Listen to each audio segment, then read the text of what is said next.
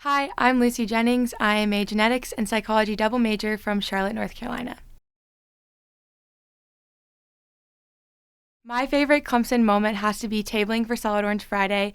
It's an opportunity that I get through the IPTAY Student Advisory Board, and it's one of my favorite because I just love seeing all the school spirit and being out on Library Bridge and helping to spread the Solid Orange initiative.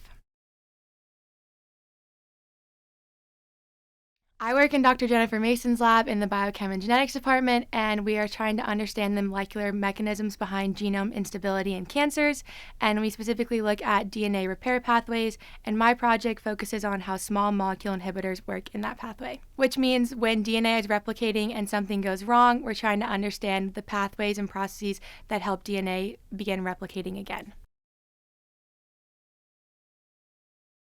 After I graduate from Clemson this May, I'm hoping to pursue a master's in genetic counseling, and I'm currently going through the application and interview process right now.